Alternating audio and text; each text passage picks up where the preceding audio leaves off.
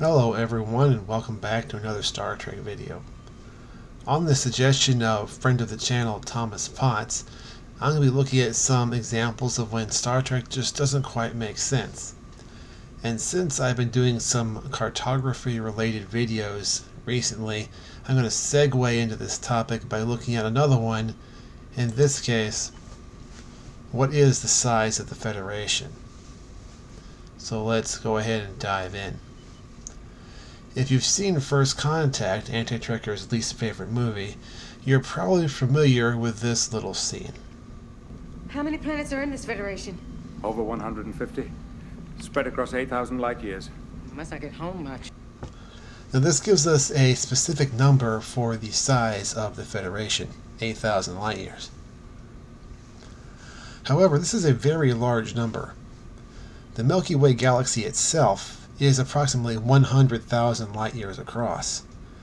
So 8,000 light years would represent 8% of the entire galaxy. That seems rather large for the Federation.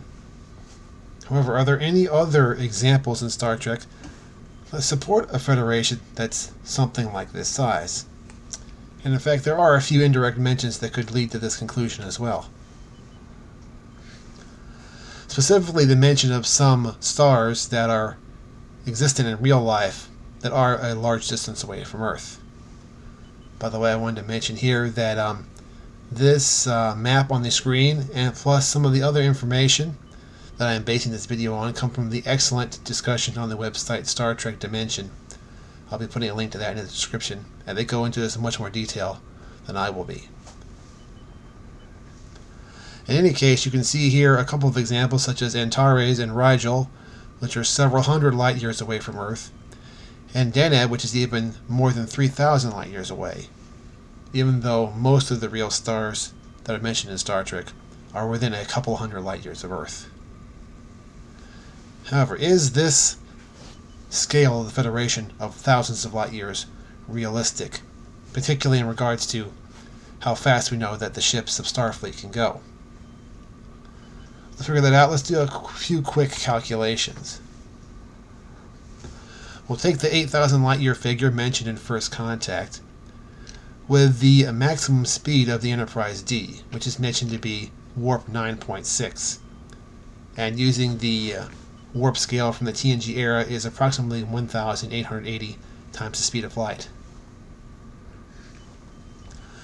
According to the show, the Enterprise could only maintain this speed for about 12 hours. However, for the sake of argument, we'll say that the Enterprise can maintain this speed indefinitely to see how long it would take the Enterprise to cross the entire Federation in a best-case scenario. And when you do the math, that would be about 4¼ years. However, is this realistic compared to travel times we hear in the show? Well, to figure this out, let's take a look at the map of the Federation and surrounding area that appeared in Star Trek Picard. And we'll use some examples specifically from TNG Season 4.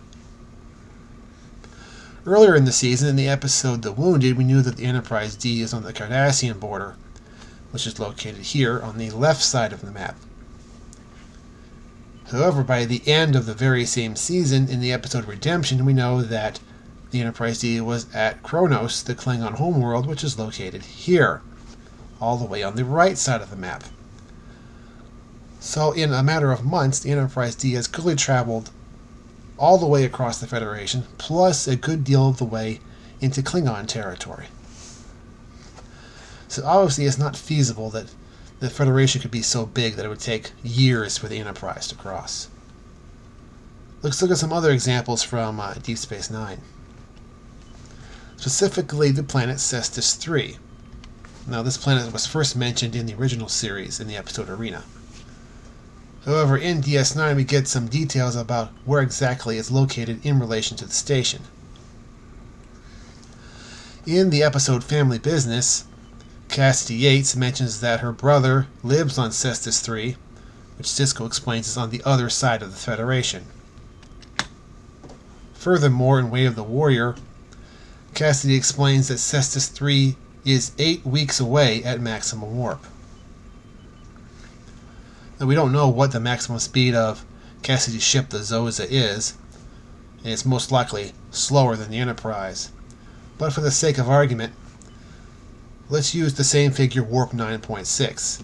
Traveling at this speed for 8 weeks gives us a distance of approximately 289 light years.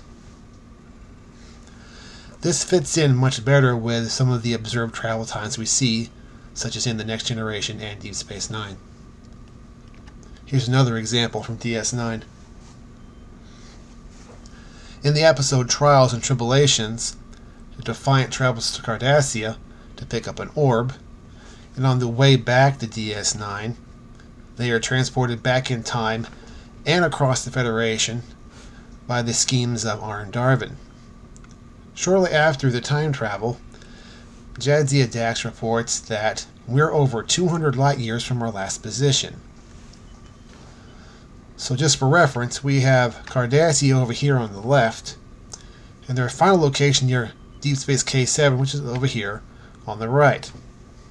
So once again, this gives us an approximate size of the Federation in the neighborhood of 200 light years. There are other examples in DS9 we can go into as well, but this gives us an indication of what the DS9 writers were working with for distances. So is there a way to reconcile these two discrepancies? I mean, 8,000 light years and 200 is a big difference. Well, the website I mentioned, Star Trek Dimension, presents a theory, and I think it's a pretty good one. And here's what it looks like. That the Federation and the other powers that we know of have a main core area that is approximately 200 light years across. You can see that here on this image on the screen. You would have the Federation in the middle, surrounded by other nations like the Romulans, the Klingons, and the Cardassians, and so forth. But then as you go out from this main core, the Federation has outlying colonies, or just separate regions that are affiliated with the Federation but separated from the core area. So this could explain how Picard could say that the Federation stretches across 8,000 light years, whereas we know all the core worlds must be located much closer together than that. So this gives us a possible fix, although obviously this is not specifically stated on screen. It does seem to fit the information that we're given. So to summarize again, the core of the Federation could be about 200 light years across, but with outlying territories that could stretch as much as 8,000 years to justify what Picard was saying. Well, that about wraps it up for today. I thank you for joining me. We'll probably be doing other videos in this series, although not necessarily about cartography. If you're interested, we welcome you to join us as we continue this examination of Star Trek lore. Until next time, I hope you have a blessed day.